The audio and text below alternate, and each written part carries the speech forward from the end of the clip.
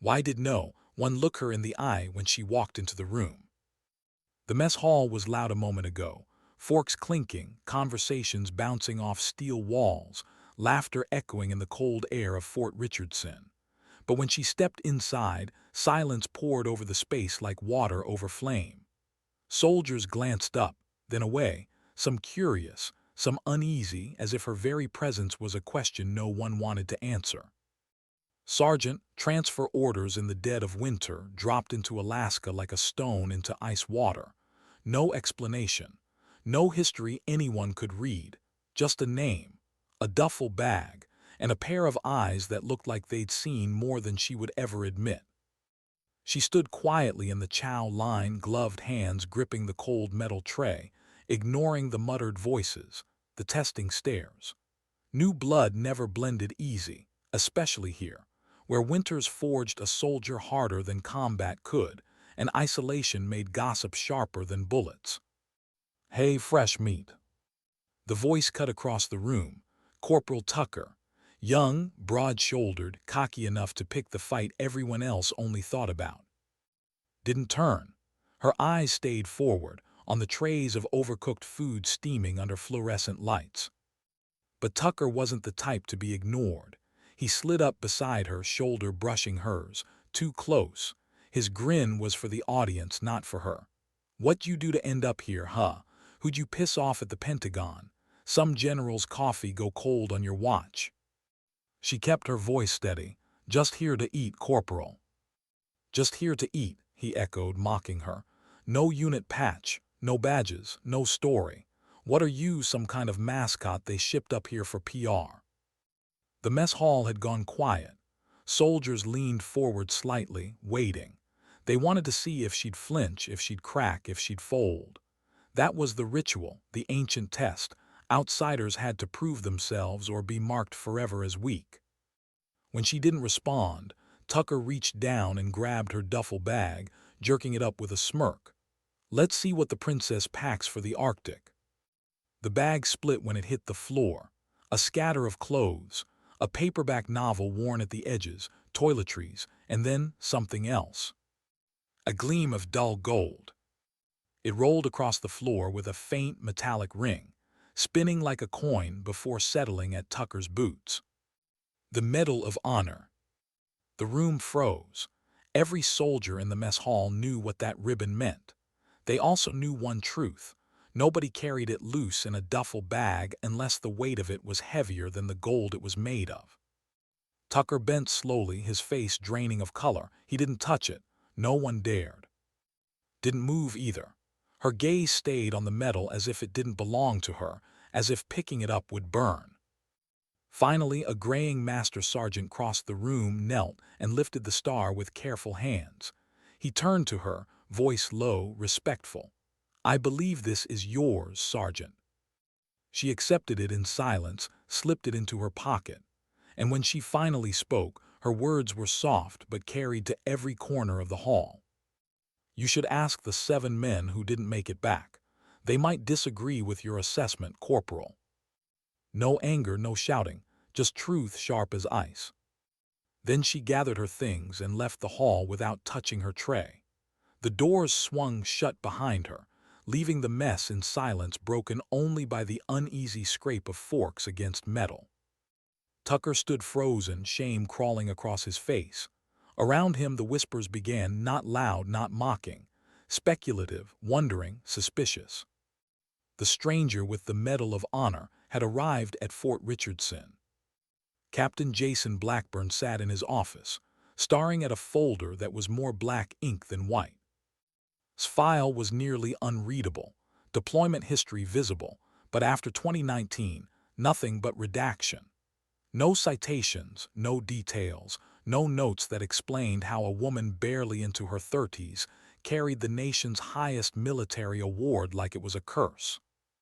He leaned back in his chair, the squeak of the old springs loud in the empty room. On the wall hung photographs of wars gone by, Iraq, Afghanistan, men younger than they ever should have been. He'd buried too many soldiers, carried too many ghosts. And now he had another puzzle dropped in his lap, midwinter, without warning. A knock. Enter. Master Sergeant Roberts stepped inside, his heavy frame filling the doorway. 2 fingers missing from Baghdad, 2004. His eyes were steady, the eyes of a man who'd seen enough blood to last 3 lifetimes. "You heard what happened in the mess?" Roberts asked. Blackburn nodded slowly. "The Medal of Honor, I know." Roberts studied him. "You weren't surprised." "Let's just say I suspected something. Transfers don't happen here without reason." Blackburn tapped the file. "And this isn't a file. It's a cover story written in black ink." Roberts leaned on the chair. Word spreading through the barracks. "Some think she stole it. Others think she's undercover brass here to watch us." "And what do you think?" "I think people who earned that medal don't carry it in a duffel bag, and they don't talk about it, which means she's carrying it for another reason." Blackburn looked back at the folder, then at the snow beyond the window. "Her record says Sandstone, Afghanistan, 2019. Roberts frowned. "Wasn't that where we lost the special tactics team?"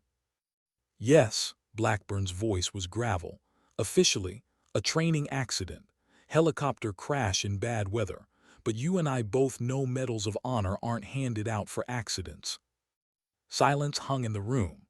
The kind of silence both men knew meant something ugly was waiting to surface. "Keep an eye on her," Blackburn said finally. "Discreet. I want to know who she talks to, what she does. If she sneezes wrong, I want to know the direction the wind carried it." Roberts nodded once and left, boots heavy against the floor. Blackburn turned back to the window, watching the snow drift down in heavy curtains. Somewhere out there in the dark was carrying secrets. And secrets in the military always had a price, paid in blood. Her quarters were small, standard issue. A bed, a desk, a locker, a single window looking out into endless white. Sat on the edge of the bed, turning the medal over in her hands.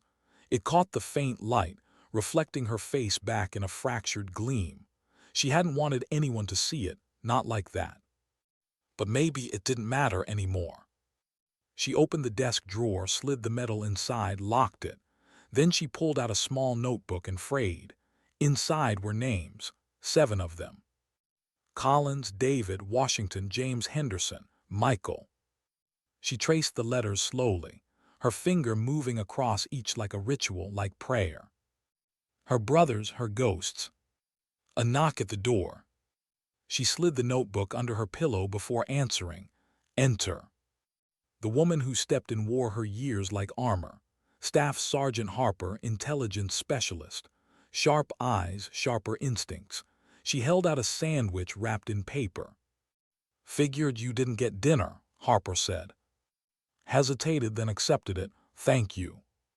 Harper sat across from her, studying the sparse room. Word travels fast here, especially when medals of honor appear out of nowhere. "I don't want to talk about it." "Fair enough," Harper leaned back. "But you should know people will keep asking. This base, long winters, nothing to do but gossip. And you're a mystery gift wrapped in winter camo."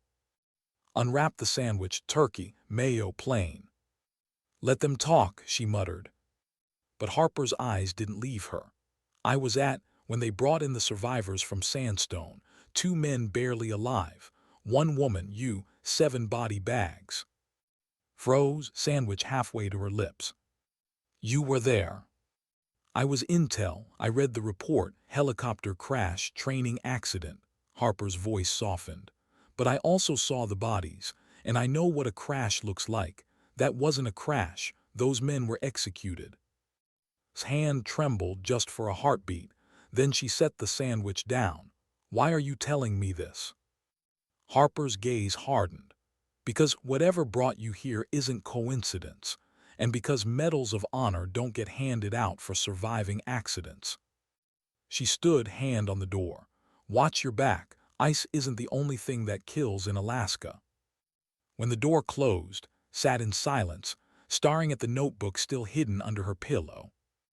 Outside, the night spread over Fort Richardson, lights glowing faintly against the snow. Somewhere in the dark there were answers. Somewhere there was truth. Somewhere there was the man who left her for dead. And she knew this wasn't the end of ghosts. It was only the beginning. Why was Captain Blackburn watching her so closely?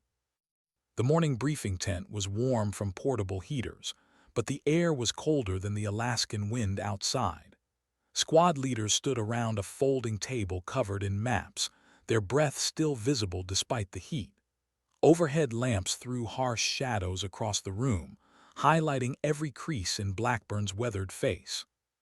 Stood among them silent, her hands behind her back. She didn't fidget, didn't show nerves, but she felt the weight of every stare, some open with hostility, some curious, a few unreadable. Blackburn's finger traced the map. Tomorrow's exercise simulates what we'd face if tensions escalate with Russia. 2 squads, downed aircraft, sensitive package. Objective is to secure it, and real terrain, real cold, real consequences. He looked around the table, pausing deliberately on her. Bravo Squad, Sergeant, southeast approach. Charlie Squad, Sergeant, northwest. Didn't move, but she felt the eyes shift again. Sergeant Mike, tall, respected, a soldier who'd spent years carving his reputation in war zones, stared at her with open disdain. "Sir," said, voice tight, "with all due respect, shouldn't squad leaders have experience with this terrain? Just arrived. She doesn't know Alaska." Blackburn's gaze didn't waver. "Are you questioning my orders, Sergeant?" His jaw flexed. "No, sir, just raising concern about operational safety." "Your concern is noted." Blackburn's tone was final. Maps rustled as he leaned over the table again. "Comms will be limited. GPS unreliable. Treat it as battlefield conditions. First squad to reach extraction with the package wins." His eyes lingered on again, just a fraction longer than necessary. "Dismissed." The tent emptied, boots crunching across the icy ground outside, but Blackburn's voice called out, "A word." The others glanced back, whispers rising in their wake, but she ignored them. She turned, standing at attention before the captain.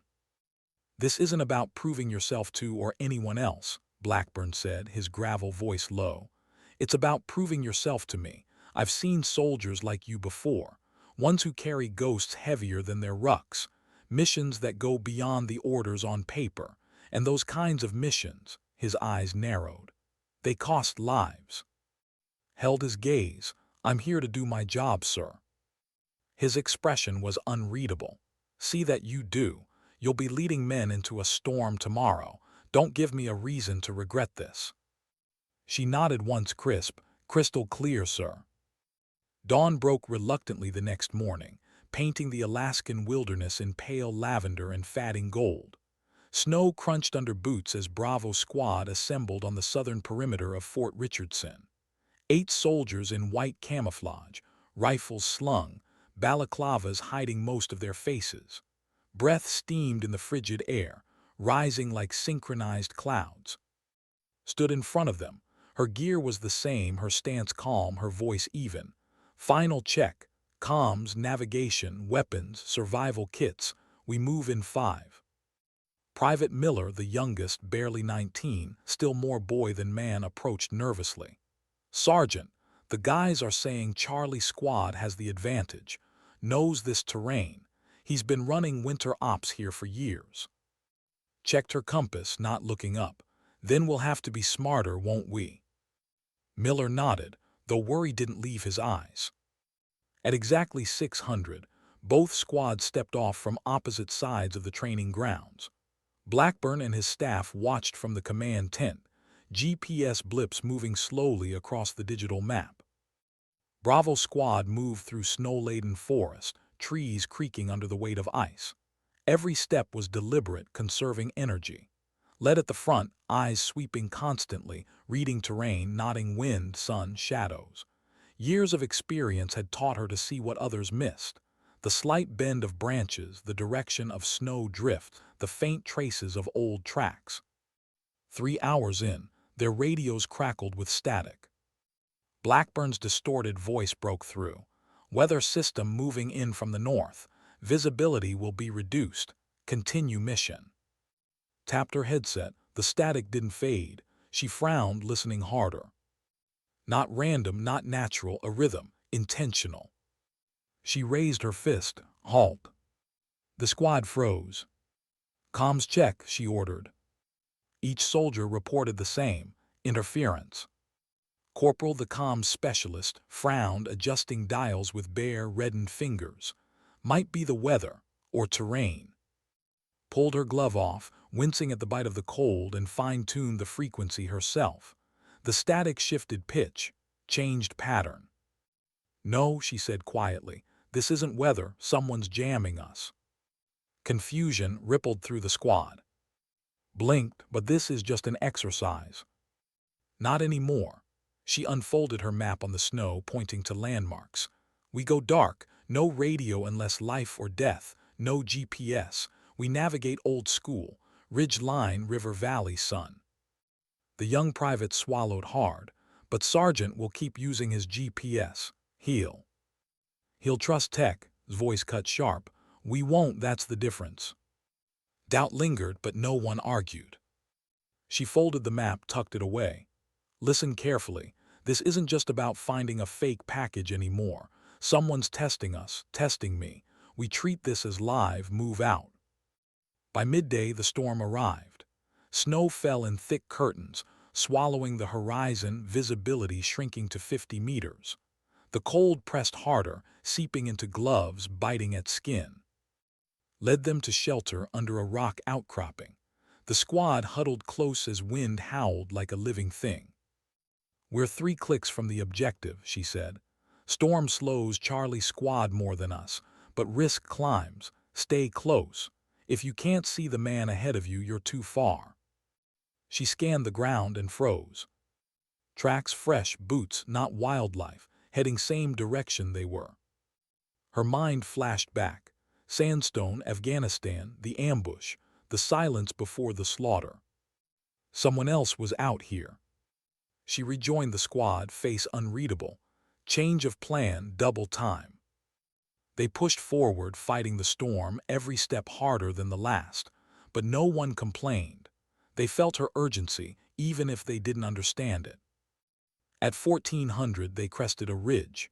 Through the swirling snow, the downed plane appeared, a small cargo aircraft, half buried in ice.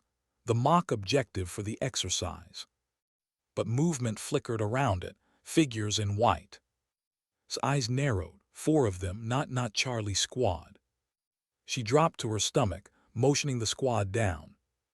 Company, she whispered. 4 men, gear looks military, not ours. Squinted, part of the exercise. No, her tone was certain. She crawled back behind cover, the squad leaning in as snow whipped past.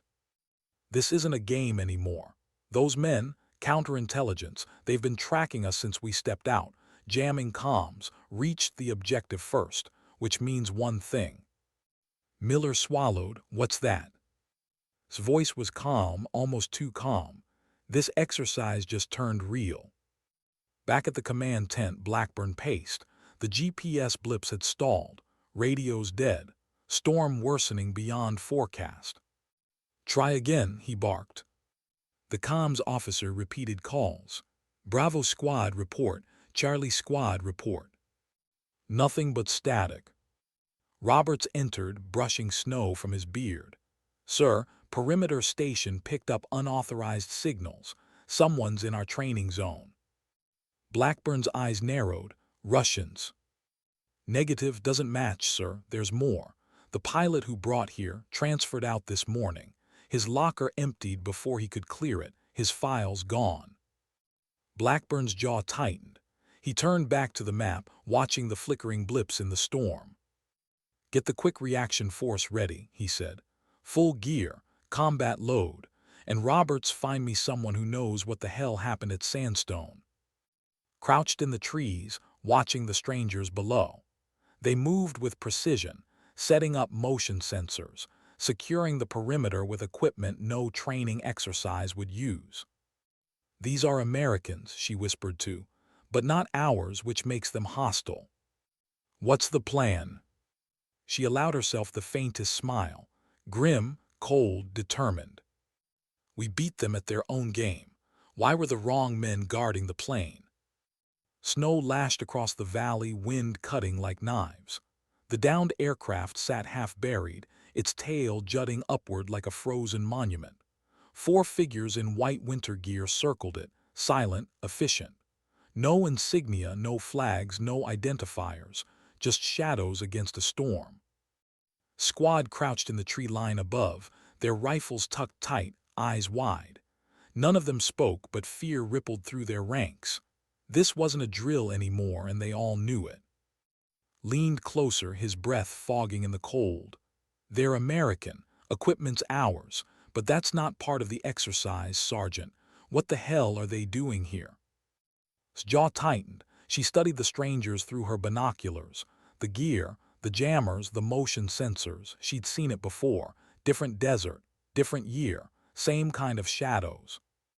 They're not ours, she said flatly. They're running a counterintelligence op, unauthorized, which means they're hostile, finished. Lowered the binoculars, snow clinging to her hood.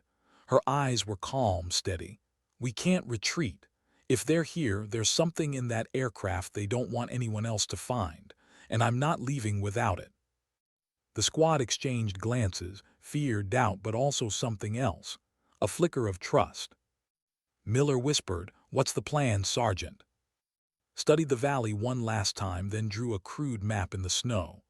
Diversion to the north. Smoke grenades, fake trail. While they react, we slip in from the south. Take them quiet. No lethal force. These are Americans, not enemies, but they're acting outside the law, which makes them dangerous. Copy that, said, his voice steadier than before. The squad scattered silently, moving like ghosts into the storm. Snow swallowed their tracks almost instantly. The diversion worked perfectly.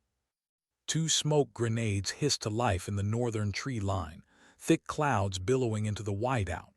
A false set of tracks led right into it, bait for men trained to respond. 3 of the 4 operatives moved instantly, rifles up, slipping into the storm to investigate. That left one at the plane, alone. Signaled, Bravo squad slid down the ridge, moving low, weapons ready. The storm muffled every sound, every crunch of boots. The lone guard never saw them coming. Struck fast, an arm around the neck, a takedown clean and silent. The man hit the snow unconscious before he even registered the attack. "Secure him," whispered, already moving toward the aircraft. The cargo plane was gutted inside, staged for the exercise. Training materials should have been the only prize. And there it was, the bright red box, bolted to a seat frame, tagged with fake intel markers. But beside it, something else. A laptop, military issue, locked with biometric security. Froze, this wasn't part of any exercise. Her heartbeat slowed. She'd seen this exact kind of machine once before, Sandstone, 2019. She didn't hesitate. She grabbed the red box and the laptop, securing both in her pack. "Sergeant," Miller hissed from outside, "they're coming back." "Fall back," ordered. "Position 2, move." The squad vanished into the trees just as the 3 operatives returned, angry voices muffled by snow.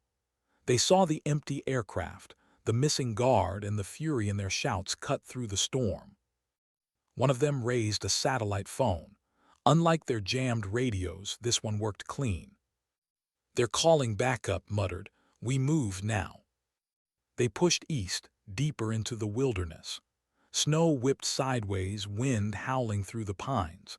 The storm was a blessing and a curse, cover for their escape, but also a coffin if they lost their way. Led with unerring confidence, her eyes finding landmarks even through the storm. A notch in the curve of a frozen river, subtle signs others would have missed. Finally, she pulled them into a ravine, shielded from the worst of the wind. "Check for frostbite, hydrate, 2 minutes, then we move." Miller slid down beside her, his young face pale under frost. "Sergeant, what's on that laptop? Who were those men? What's really going on?" Stared at the snow, her voice low. "The truth, Miller. Sometimes the people giving orders aren't the good guys. Sometimes the mission you think you're on isn't the mission at all. His eyes widened, like sandstone. Her jaw tightened, yes, like sandstone. Before she could say more, a rifle cracked. Snow exploded inches from her head. "Down!" she shouted, pulling Miller with her as bullets tore into the ravine. The squad scattered, taking cover behind rocks and fallen trees. Training rounds whizzed through the storm, non-lethal but powerful enough to mark kills. Peered through the snow. Dark shapes advanced, rifles raised, moving in disciplined assault patterns. And then she saw the lead man. Yes. Her gut sank. Charlie Squad whispered, "It's them." Stood just enough to shout, "Hold fire, friendly Charlie Squad." But the gunfire didn't stop. His voice cut through the storm. "Surrender the package and the laptop, now." Her blood ran cold. How did know about the laptop? It wasn't part of the exercise. Unless was working with them. She dropped back into cover, her voice low but fierce. "Pass it down. Charlie Squad is hostile. Treat them like enemy combatants." The firefight turned chaotic. Snow churned with and tracer flashes. Bravo Squad moved like a unit under command, retreating, regrouping, drawing men deeper into the forest. She used terrain like a weapon, forcing them into narrow choke points, ambushing, vanishing before they could recover. The trust her squad placed in her now was absolute. Doubt and suspicion had melted in the fire of combat. Finally, she led them to a frozen stream bed, natural choke point, perfect for an ambush. They set up fast, camouflaged, silent, waiting. Charged in with his men, faces grim behind balaclavas, and Bravo Squad struck. Crossfire from all sides. Training rounds lit up the night. Within minutes, his entire squad was down, their vests registering multiple kills. All but himself. He stood across the ice, his rifle trained directly on his chest. His voice was a snarl. "It was you, at Sandstone, you're the one who survived. Her rifle didn't waver, and you're the one who helped bury it. What did they offer you? Promotion? Money? Or just the promise you'd live if you kept your mouth shut?" His face twisted. "You don't understand. This goes all the way to the top, the secretary, the Joint Chiefs. You think that medal will protect you. They gave it to you to shut you up. And when that didn't work, they sent you here, where accidents happen all the time." Snow howled between them, storm raging like a living thing. Both squads watched, breathless, the training exercise long forgotten. "I'm not here to be controlled," said, voice calm, carrying even over the wind. "I'm here for the truth, for justice, for the 7 men who died on that mountain." Laughed bitterly. "Justice? There's no justice, only survival, and you won't survive this." His finger tightened on the trigger. But the gunshot didn't come from his rifle. It came from the trees. A real round, not a training blank. Jerked, a burst of red blooming across his shoulder. His weapon fell from limp fingers. Spun toward the sound. Captain Blackburn stood there, rifle raised, flanked by a dozen armed soldiers in full winter gear. The quick reaction force. "Stand down," Blackburn's voice cut through the storm like thunder. "This exercise is terminated." The fight was over. Both squads stood frozen, stunned, their eyes flicking between writhing in the snow and standing calm in the storm. Blackburn strode forward, his face hard, troubled, unreadable. "You've got a lot of explaining to do, Sergeant." Reached into her pack, her breath steady despite the chaos still echoing around them. She pulled out the laptop, cold metal heavy in her hands.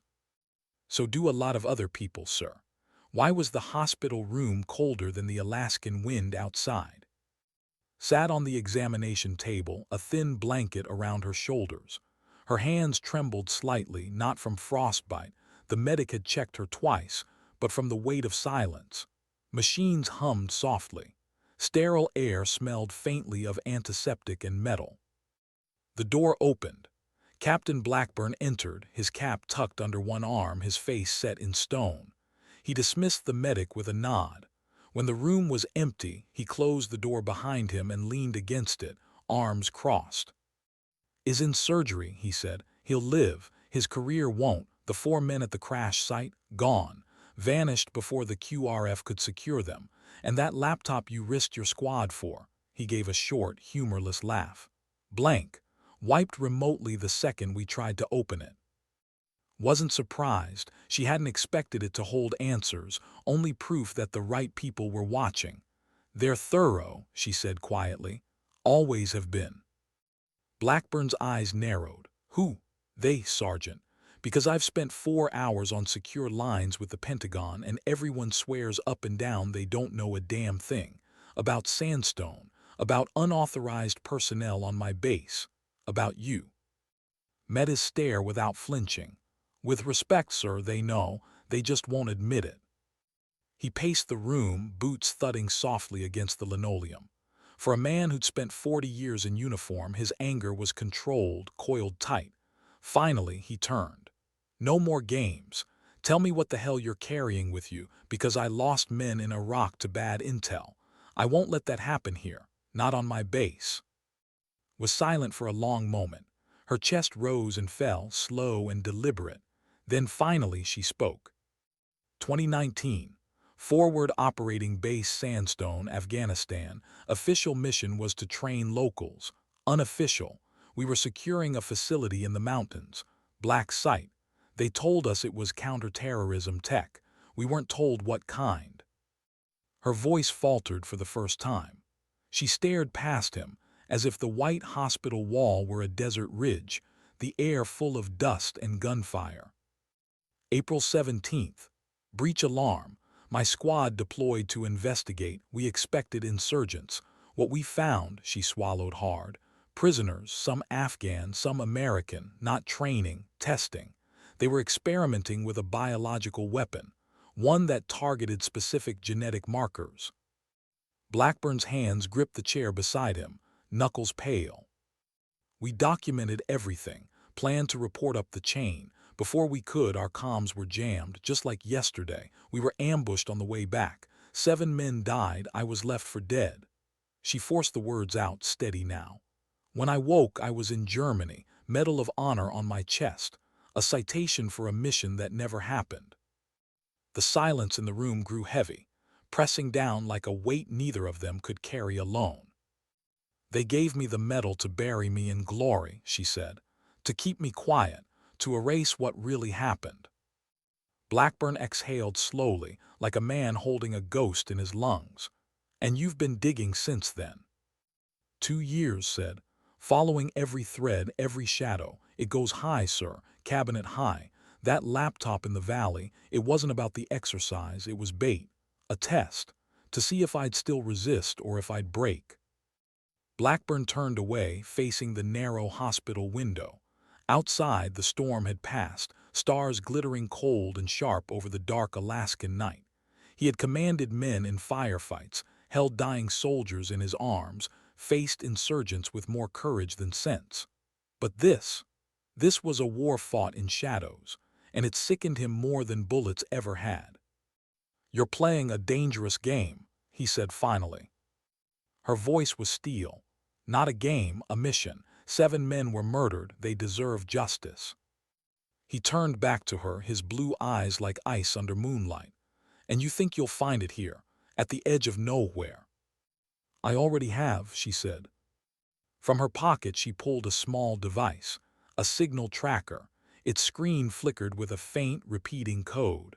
"The men in the valley used this protocol. Same one that jammed us at Sandstone. Same unit. Still active. Still working for someone powerful enough to run ops on U.S. soil." Blackburn stared at the tracker, his expression darkening. "Do you have any idea what you're up against? These people can erase anyone, rewrite history, turn heroes into traitors with a single press release." "I know," said. Her voice did not waver. "The question is, what side are you on?" Before he could answer, a knock rattled the door. A nurse stepped in, holding an envelope. This was left for Sergeant No Sender. Took it, her hand steady until she slid the paper free. 7 words in a bold, familiar hand. You were never supposed to come back. Her face drained of color. Blackburn moved closer. Whose handwriting is that? She stared at the note, memory slicing open wounds she had spent years stitching shut. Colonel Walter, my commanding officer at Sandstone, the man who nominated me for the Medal of Honor. And the man who tried to kill you. Yes, her voice was barely a whisper, then stronger, and now he knows I'm coming for him. Blackburn put a hand on her arm, stopping her as she rose. His voice was gravel, low and certain. Not alone, you're not. Whoever did this, whoever brought this program onto my base, they made it my fight too. Looked at him, seeing not just a commander, but a man who had buried too many lies. Outside, the northern lights rippled across the sky, green and violet fire in the frozen dark. She closed her fist around the note. They gave me this medal to silence me. Instead, it's going to be their downfall. In the hallway outside, another figure watched through the narrow window of the hospital room. Staff Sergeant Harper. Her expression was unreadable, but her hand was steady as she lifted a secure phone to her ear. She found the tracker, just like you said she would, and she's not alone anymore. A pause, then she nodded. Yes, sir, I understand. Phase 2 begins now. She slipped the phone away and walked down the corridor, her boots silent against the tile. Behind her's voice drifted faintly through the door. Tomorrow, we start finding answers. And Harper whispered to herself, too low for anyone to hear. Or graves. Why would an old man in Fairbanks hold the key to her past? The drive north was long and silent. Snow blurred across the windshield, the endless Alaskan highway stretching into nothing. Captain Blackburn sat behind the wheel of the government SUV, eyes fixed on the road, hands steady. Rode shotgun, her duffel in the back, the tracker blinking faintly on her lap. The farther they drove, the darker the sky grew, until the world outside was only headlights on white. You trust this man? Finally asked. Blackburn's jaw flexed. Warrant Officer Thomas, Vietnam Desert Storm, spent his last years in Special Activities Division before retiring up here. He's old, bitter, paranoid, but he knows things. He's one of the few left alive who saw the program when it was first born. Phoenix Protocol, said softly, testing the name she'd heard whispered once before. Blackburn glanced at her sharply. Where did you hear that? Sandstone, she said. It was scrawled on a file. They tried to burn everything before we breached, but I saw it. Phoenix Protocol. He turned back to the road. Then's the right man to talk to, because if Phoenix is alive, it means everything we fought for, every war we buried our dead in, it was built on a lie. His cabin was hidden in the woods outside Fairbanks, snow piled to the windows, smoke curling from a stone chimney.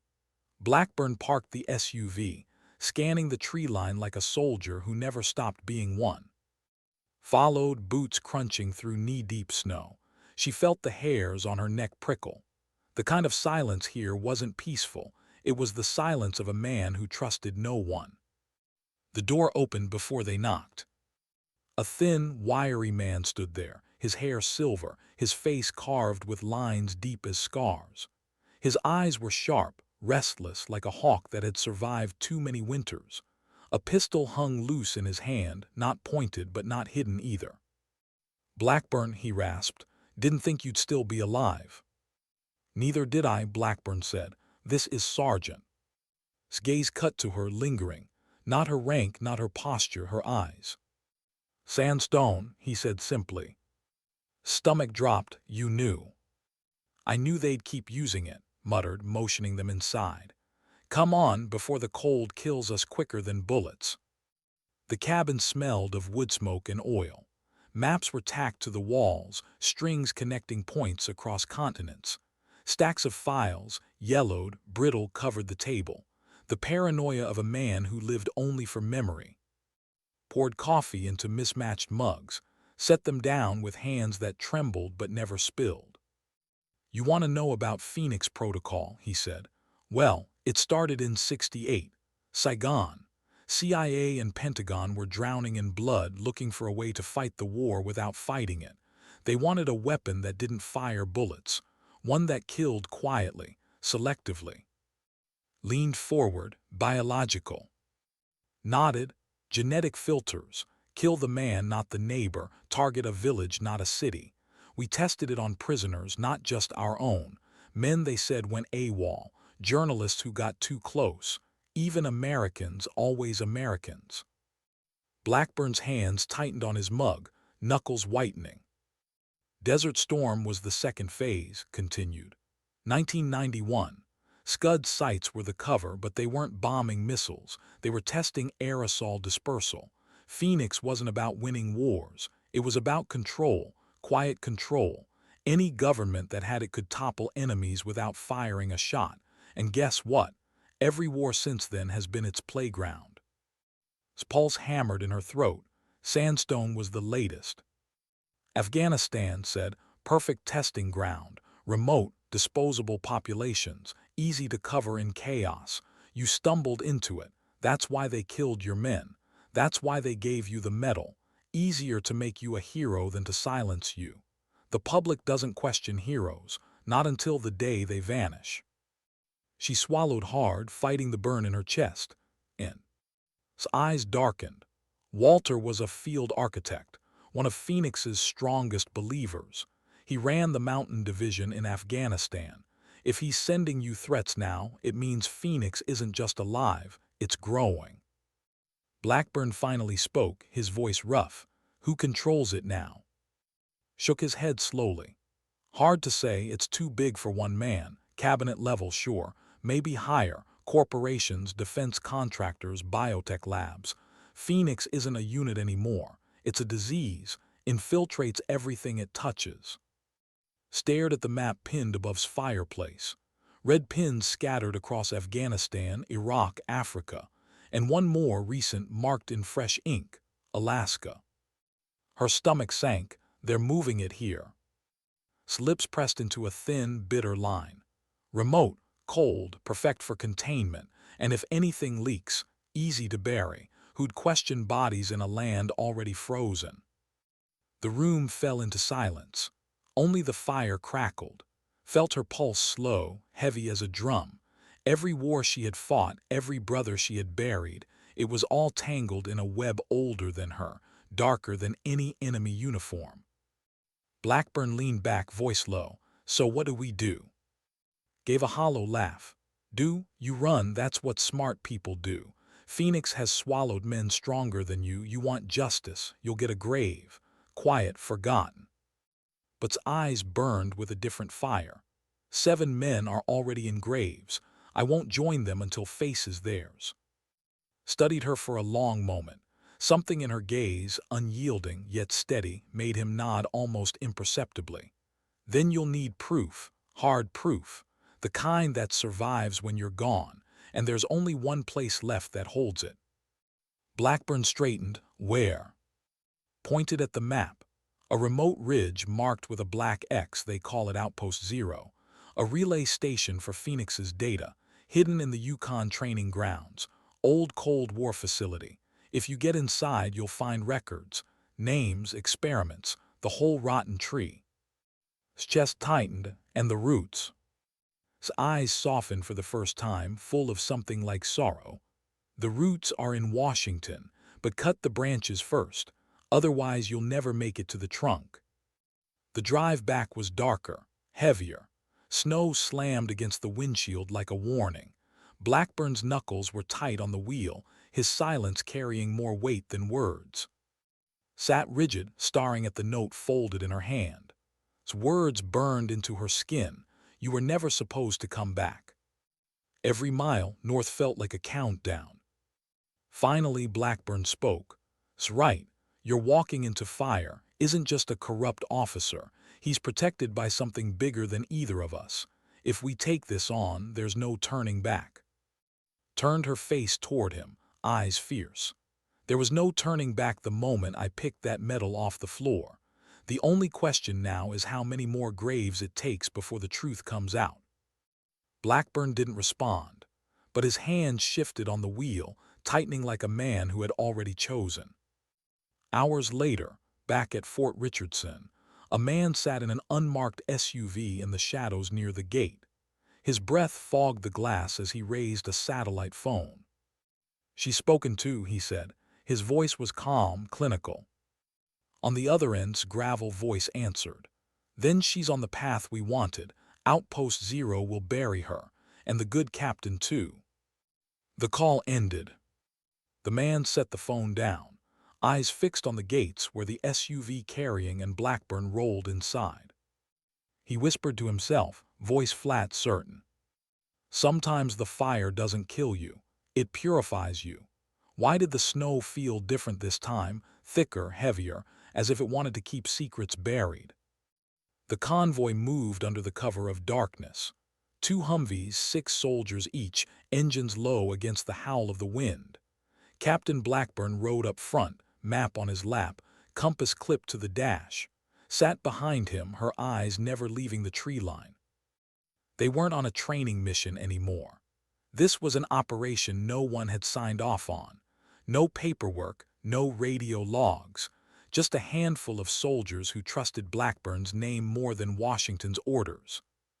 Staff Sergeant Harper rode in the second Humvee, face unreadable in the glow of the dashboard lights. She hadn't spoken much since the hospital and noticed it. The way Harper's eyes lingered too long on her. The way her hands seemed too calm for a soldier preparing for the unknown. Blackburn caught watching in the mirror. His voice was low. "You trust her?" His gaze stayed on Harper. "Not yet." They reached the perimeter of Outpost Zero just before midnight. The Cold War relic stood half buried in ice, concrete walls cracked by decades of frost. A chain-link fence circled the facility, bent and broken in places. Old floodlights hung dead, shadows swallowing the compound whole.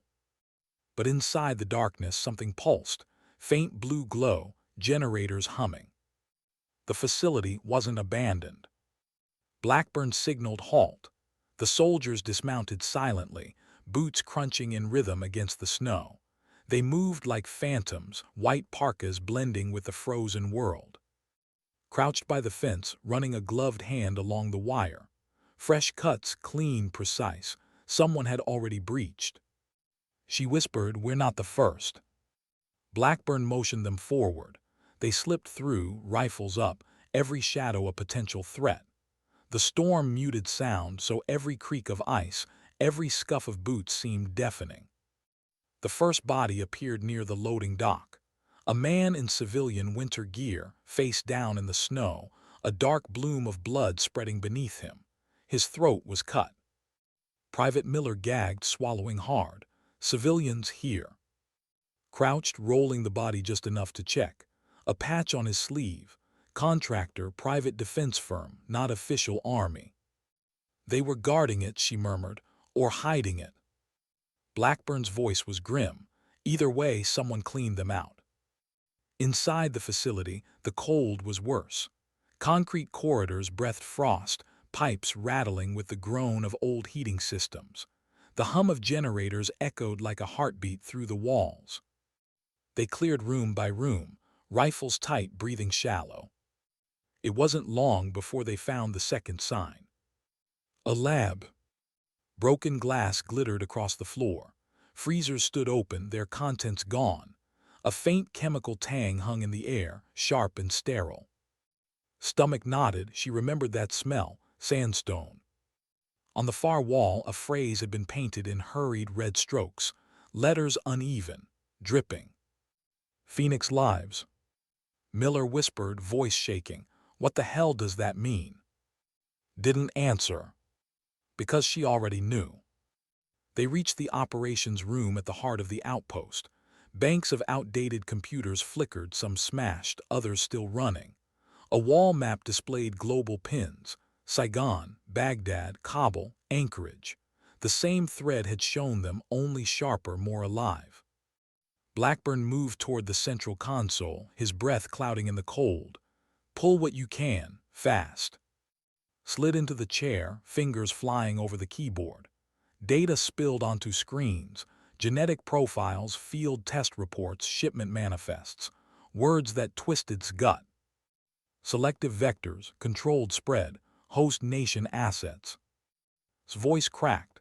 Sir, this isn't just weapons research, this is deployment. They've been testing Phoenix in multiple theaters, Africa, Syria, even here, Alaska. Civilian populations flagged for trials. Blackburn's face hardened. Copy it, all of it, before they. The lights cut out. The generators died. The room drowned in black. Then footsteps. The gunfire erupted before anyone could shout. Suppressed rounds, precise, deadly. One of Blackburn's soldiers fell instantly, blood pooling black in the faint glow of dying monitors. Panic rippled through the squad as muzzle flashes lit the dark. Cover, move, Blackburn roared, dragging Miller down behind a console. His rifle snapped up, her training flooding her veins. She fired into the shadows, controlled bursts, forcing their attackers to scatter. But the kill shots weren't random. They were targeted, professional. And the attackers weren't strangers. They were wearing U.S. gear. His heart clenched. Phoenix wasn't just guarding its secrets, it was purging witnesses. They fought their way down the corridor, rounds sparking off walls, echoes deafening. Two more of Blackburn's men went down, their screams cut short. Led the survivors into a storage bay, slamming the heavy door behind them. Her chest heaved, her ears ringing. We're compromised, they knew we were coming. Blackburn's face was grim, blood streaked across his sleeve. Someone gave us up. His gaze flicked to Harper. The staff sergeant was calm, too calm, her rifle clean, her gear untouched by the chaos. Where were you when we hit contact? Demanded. Harper met her eyes evenly. Fighting, same as you. But saw it, the flicker, the half-second too long before the answer. Miller's voice broke the silence.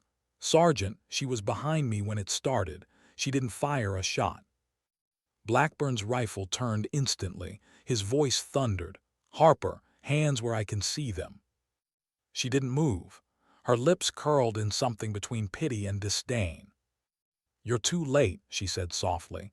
Phoenix doesn't lose. Phoenix adapts. You think you're uncovering the truth. You're just feeding it more names to erase. Stomach dropped. You've been feeding them since the hospital. Harper's eyes glittered in the dark, since long before that. Then the wall behind them exploded inward. A squad in black tactical gear stormed the room, rifles up, voices cold and clipped. Phoenix's kill team. The firefight was brutal, close quarters, chaotic. Fired until her rifle clicked dry, then fought with her knife, her breath burning in her lungs. Miller screamed as he went down, clutching his leg, blood soaking the snow that poured in through the shattered wall. Blackburn dragged him back, firing one-handed, fury carved into his face.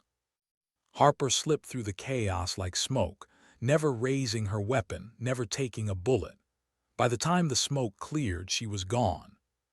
The survivors lay panting, bloodied, broken, 2 men dead, Miller bleeding out, Outpost Zero burning around them. Dropped beside Miller, pressing her hands to the wound. His eyes were wide, terrified. Sergeant, don't let me die here. Her voice broke just a crack before she steadied it. You're not dying, Miller, not on my watch. But as she pressed harder, feeling his blood seep through her gloves, she knew the truth. They were already paying the price for walking into Phoenix's shadow. When dawn broke, the facility was gone, engulfed in fire, swallowed by snow. The survivors stumbled into the forest, battered and silent. Blackburn carried Miller on his shoulders, his face pale, his steps unyielding. Walked beside him, her rifle still warm, her mind burning. They had proof now, had saved what he could before the lights cut, but proof meant nothing if no one lived to deliver it. As the smoke of Outpost Zero faded into the sky behind them, felt the metal on her chest grow heavier than it ever had before. Phoenix wasn't just a program, it was a shadow war. And the cost of entering it had already been written in blood. Why did every step feel like betrayal? The survivors trudged through knee-deep snow, the forest pressing in like a coffin. Their boots dragged, their rifles hung low, breath clouds rising and fading into the cold dawn. Outpost Zero burned behind them, the fire a black smear against the white horizon. Blackburn carried Miller across his shoulders, the young private's face pale and wet with pain. Limped beside them, blood seeping through a bandage on his thigh. Two more men followed, hollow-eyed, their silence louder than any gunfire. Led at point, scanning the tree line with every breath. But inside, she carried a weight heavier than the pack on her shoulders. Miller's shallow breaths, the bodies left behind, the knowledge that Harper had walked free into the shadows, carrying their names in her pocket. They were ghosts already. By noon, the forest thinned, giving way to a frozen river. Blackburn dropped to one knee, easing Miller onto the snow. His hands trembled as he checked the wound. "He won't last," Blackburn muttered. "We need now." Crouched beside him, radios jammed, were still under their net. "Then we break the net." Blackburn's voice was harsh, cracking with something deeper than anger. He slammed his fist against the ice. "I brought these men out here. I put them in the ground. For what? For ghosts. For files that no one in Washington will read." Froze. She had seen men break in combat before, but never him. Not the captain who had stood like granite in a rock, who had pulled her squad out of ambushes in valleys where death owned the air. Now his voice shook. "They'll erase this, just like they erased Sandstone, just like they erased war. It's not a man anymore, he's a wall. You hit it, you die. End of story." His words hung heavy, almost unbearable. Looked at Miller, the boy's lips trembling blue, whispering something she couldn't catch. A prayer, or just his mother's name. And she felt something shift inside her. Blackburn wasn't wrong, was a wall, but she had spent her entire career staring at walls men told her she couldn't climb. Her voice came low, steady, carrying like steel through frost. "Then we don't break the wall, we go around it. We survive long enough to drag the truth into the light. That's how we win." Blackburn looked up at her, his eyes raw. For the first time, she wasn't his sergeant. She was something else. A leader. They pushed east, toward the old logging roads had marked on the map. Every step bled strength, but the promise of escape kept them moving. By dusk, the horizon glowed with faint orange anchorage far in the distance. Civilization, safety. But the safety was a lie. Because waiting on the ridge ahead, silhouetted against the twilight, stood a line of figures. Black tactical gear, rifles raised. And in the center, his breath steaming in the cold, stood Colonel Walter. Stopped cold, her heart pounded. It was him, the man who had written her death into history, the man who had handed her a medal dipped in blood. His voice carried across the snow, calm, almost paternal. "You've made quite the mess. Outpost Zero in flames. Contractors dead. Soldiers missing. You always were hard to contain." Lifted her rifle, steady despite the storm roaring in her chest. "You murdered my men at Sandstone. You buried them in silence. You won't bury these." Smiled faintly like a teacher correcting a child. Sandstone was necessary. History doesn't mourn pawns, it remembers the ones who moved the game forward. You should be proud. You were chosen to carry that medal to wear the story we gave you, and instead you spit on it. Blackburn stepped forward, fury etched into his face. "You used soldiers as test subjects. You sold your oath for shadows. You're a disgrace to the uniform." Didn't even look at him. His gaze stayed locked on. "This isn't about uniforms anymore, it's about evolution. Phoenix doesn't kill indiscriminately, it shapes the battlefield, it shapes the future. Nations fall without a single shot fired. Isn't that worth a few graves?" His finger tightened on her trigger. Not theirs, not mine, not anymore. Smile thinned. You still don't understand. You're not here to kill me, you're here to break. And when you do, they'll call it another tragedy, training accident, suicide, doesn't matter. Your story ends tonight. The soldiers flanking him raised their weapons in unison. For a heartbeat the world froze, snow falling, wind howling, Miller groaning softly on Blackburn's back. Then moved. The firefight erupted with blinding fury. Bullets chewed the snow, tracer rounds slicing the night. Dropped two men in the first burst, rolling behind a boulder as ice splintered around her. Blackburn fired with cold precision, dragging Miller into cover with one arm, laying down fire with the other. Screamed as a round grazed his shoulder, but he kept shooting, teeth bared against the pain. Didn't flinch. He stood calmly in the storm, watching as his men pressed the assault, his voice carrying like a general surveying a chessboard. See how they fall for you, see how easily they bleed for your crusade. You are death in uniform, always have been. Ignored him, her world narrowed to angles, movement, survival. But his words dug deep, clawing at the fractures already inside her. Were they bleeding because of her, because she couldn't let go of ghosts? Miller's cry shattered the thought. He was fatting, his blood staining the snow like ink. No, this wasn't about her, it was about them. The living, the dead, the truth that deserved more than silence. She surged from cover, firing in controlled bursts, her body moving with a rhythm she no longer thought about. Two more soldiers dropped. The line faltered. But didn't blink. Impressive, he said calmly. But the storm is coming, and when it does, you'll be nothing but another name on a wall no one reads. The gunfire slowed. The ridge grew quiet. The last of his men fell into the snow, silence swallowing their screams. Only remained. He lowered his pistol deliberately, letting it drop into the snow. He stepped forward, his boots crunching slow, deliberate, like a man walking into church. Up close his eyes were colder than the wind. You think this ends with me. You think cutting down one man kills the fire. Phoenix doesn't die, it burns until the world bends. Raised her rifle, her breath fogged in steady bursts. For the first time smiled without malice, almost with pity. Do it, pull the trigger, add another grave to your count. You'll find I'm harder to bury than your conscience.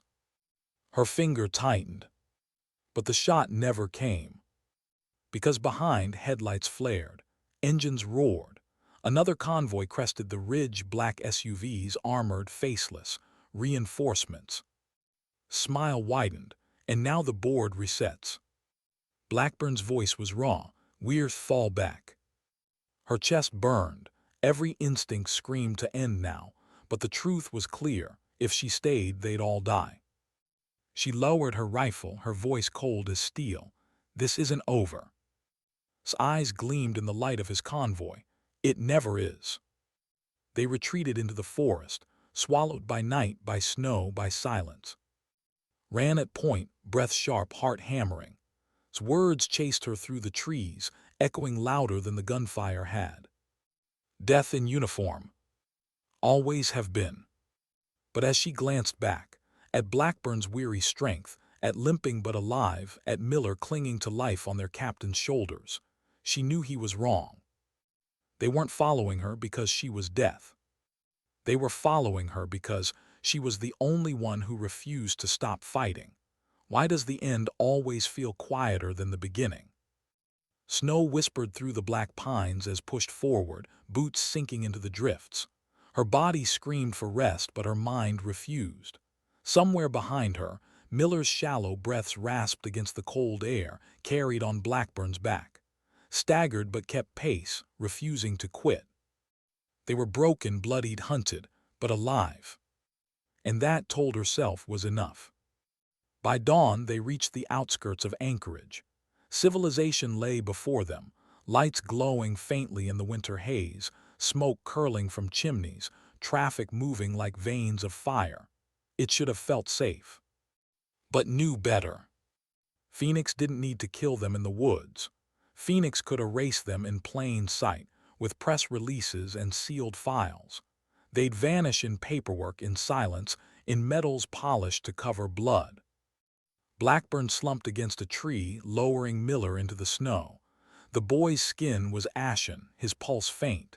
"He won't make it to the hospital," Blackburn said, voice breaking. Knelt beside Miller, taking his hand. His eyes fluttered open, glassy, full of a fear she remembered from Sandstone.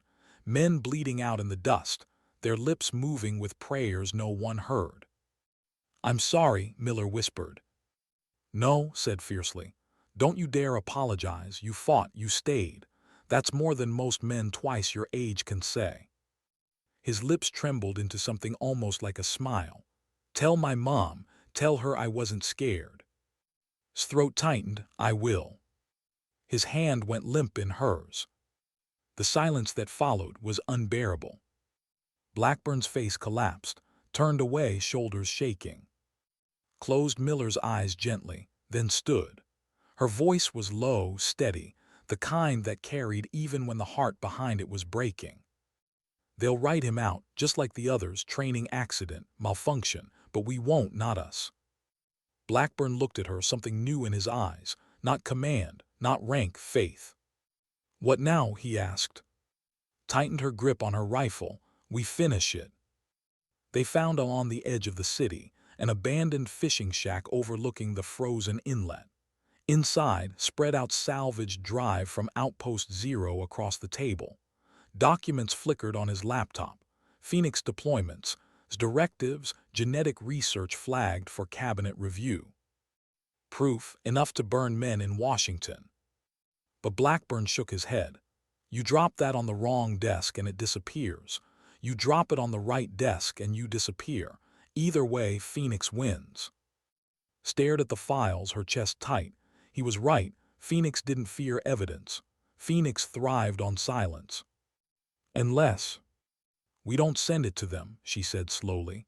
"We send it where Phoenix can't bury it, to the public, to the families, to the soldiers they called accidents. Once it's out forever." Blackburn frowned. "That's treason." Met his eyes. "No, it's truth." The room fell into heavy silence. Finally, Blackburn nodded. "Then we need a signal, secure, wide." Raised a trembling hand. "I know how, but it means going loud. Once we transmit, Phoenix will come down on us like hellfire."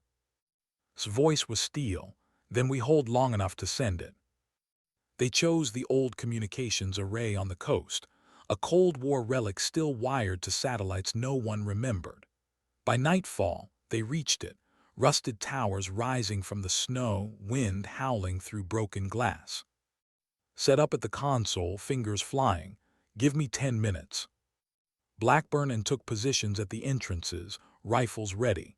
The night pressed in heavy, the kind of silence that comes before storms. And then headlights. Black SUVs rolled across the ice, engines rumbling, doors flying open. Phoenix operatives poured out, black-clad, rifles gleaming. At their center, calm as ever, stood. His voice carried over the wind. "Last chance, walk away, leave the files, you'll vanish but quietly, or stay and vanish screaming." His heart thundered, but her voice was steady. "I don't vanish." She fired the first shot. The firefight was relentless. Muzzle flashes lit the array, tracer rounds carving the night. Screamed updates from inside, his voice breaking through static. 40% uploaded, hold them. Blackburn fought like a man possessed, every round fueled by fury and grief. Moved like shadow and fire, each shot deliberate, each breath a choice between life and silence. But Phoenix pressed harder. More men, more fire. The world narrowed to blood and snow and screams. 80% shouted. Advanced through the storm, untouched, his face carved in stone. He raised his pistol, firing into the shack. A single round. The laptop sparked, gasped, blood splattering the keys. Screamed, dropping beside him, pressing her hands against his chest. His eyes locked on hers, desperate, fatting. "Finish it," he rasped. "Don't let them." His words died. His hands trembled. The laptop screen flickered, 90%. Blackburn dragged her up, his voice raw. "He's gone, hold the line." Tears blurred her vision, but she lifted her rifle, fury burning where grief had torn her open. Stepped closer, his pistol raised, his voice calm even in the chaos. "Look at you, drowning in bodies. Your men die, and for what? A file the world won't read, a truth no one wants." His rifle snapped up, steady despite the storm inside her. "They'll read it, they'll know, because they already suspect, and once the truth has a name, it never goes away." Smiled thinly. "Then shoot me, prove you're nothing but death in uniform." She hesitated, finger tight on the trigger. The urge burned hot, but then she saw Miller's face, the ghosts of sandstone. No, killing wouldn't end Phoenix. That's what he wanted. Another ghost. Another story buried in silence. She lowered the rifle. Her voice was cold, final. "I don't need to kill you. I just need to outlive you." The laptop beeped, transmission complete. All of it sandstone, Phoenix directives, launched into the ether, beyond reach, beyond silence. Smile finally faltered. "What have you done?" His voice was steel, "Something you'll never understand." The storm of bullets roared again. Hours later, the sun broke over the inlet, blood red against the snow. The array was silent. Bodies lay strewn across the ice, smoke rising from burning SUVs.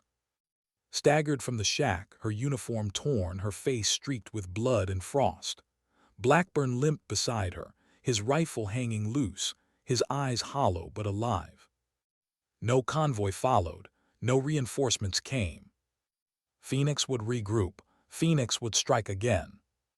But the truth was already gone, flying across satellites, landing in inboxes, in homes, in hands that would not let it vanish. Touched the metal on her chest, the one they had given her to bury her. For the first time, it didn't feel heavy. It felt like a weapon. Blackburn's voice was rough, quiet. "What now?" Looked east where the sun cut fire through the snow. Her voice was soft, certain. "Now we live, because sometimes dignity doesn't speak, it simply acts."